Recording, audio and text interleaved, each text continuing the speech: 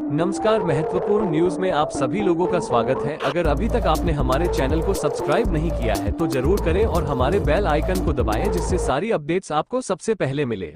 गोरखपुर आज स्वतंत्रता दिवस के अवसर पर सौम्या हॉस्पिटल राजेंद्र नगर पूर्वी गोरखनाथ गोरखपुर में ईओ राजेश कुमार श्रीवास्तव एमडी के नेतृत्व में मनाया गया 78वीं स्वतंत्रता दिवस। इस अवसर पर हॉस्पिटल की प्रमुख डॉक्टर ओ अंजू श्रीवास्तव ने राष्ट्रीय ध्वज का ध्वजारोहण किया और देशवासियों को स्वतंत्रता दिवस की हार्दिक बधाई दी। इस अवसर पर उन्होंने बताया कि आज हम लोग बहुत खुशनसीब है और भाग्यशाली है जो आजाद भारत में पैदा हुए। आज पूरा भारत इस दिवस को हर्षोल्लास से मना रहा है। इस अवसर पर वरिष्ठ समाजसेवी उदय प्रताप सिंह, हॉस्पिटल के व्यवस्थापक संतोष कुमार ओझा, अवध लाल चौहान, जयराम मुरारी लाल, संतोष जायसवाल, अमीर चांद यादव, कौशल जायसवाल, महिला स्टाफ के स्वाति आरसी, आभा राय, साहिन हमीदा, पूनम पासवान आदि लोग उपस्थित रहे। देखिए, सबसे बड़ी बात तो ये है कि आज हम लोग बहुत खुशनसीब हैं, भाग्यशाली हैं कि हम लोग आज़ाद भारत में पैदा हुए और उसको हम लोग भले उतना हम लोग नहीं दे पा रहे हैं जिस हिसाब से हमें अपने देश के प्रति कर्तव्यनिष्ठ होना चाहिए। अपनी अपनी जगह सबको ईमानदारी बरतनी चाहिए जितना जिससे हो सके।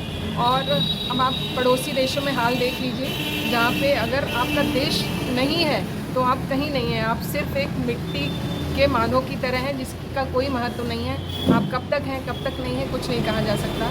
तो इसमें एक व्यक्ति के कहने से कुछ नहीं होगा। सब लोगों को अपने अपने हिस्से की ईमानदारी जहाँ तक हो सके बरतने की कोशिश करनी चाहिए जिससे कि हमारा देश भविष्य में ऊंचे से ऊंचा मुकाम हासिल कर सके।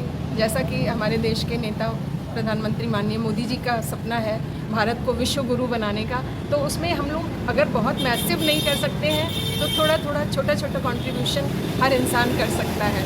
और ये मान के चलिए कि देश की सुरक्षा से बढ़ के कहीं कुछ नहीं होता है।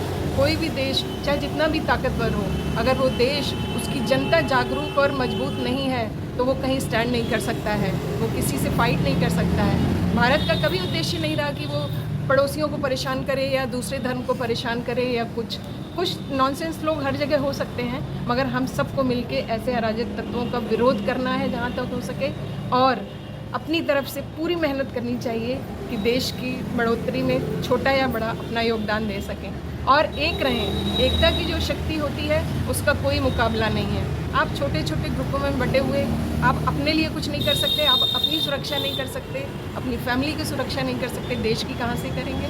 तो एक साथ मजबूत होकर आगे बढ़ने की आवश्यकता है, ये समय की मांग है। तो मैम, स्तनपान दिवस अभी मनाया गया है जी, उसके देखिए अभी क्या है, हम लोग तो बचपन से सुनते आ रहे हैं, कहावतें हैं कि माँ का दूध पिया है तो आओ मैदान में, ऐसी कहावतें शुरू से थी। मगर बीच में क्या हुआ, कुछ इसमें देखिए बहुत सारी चीज़ें हैं। कुछ विदेशी ऐसे कंपनीज थी जिन्होंने इस चीज़ को हटा के कि नहीं हमारा डिब्बे वाला दूध ज़्यादा अच्छा है, ये वो करके गुमराह किया है पब्लिक को। मगर तब भी ये बात सत्य थी, हज़ारों साल पहले भी, और ये बात आज भी सत्य है। और हम लोग अपने लेवल पे जितनी भी गर्भवती महिलाएं हैं या जिनको डिलीवरी हुई है, हम लोग अपने स्तर पे पूरी कोशिश करते हैं कि जागरूकता के साथ कि वो कम से कम 1 साल तक बच्चे को स्तनपान कराएं जिससे कि वो बहुत सारी बीमारियों से बच सकता है और माँ की हेल्थ भी वापस रिगेन होने में बहुत हेल्प मिलती है। Thank you.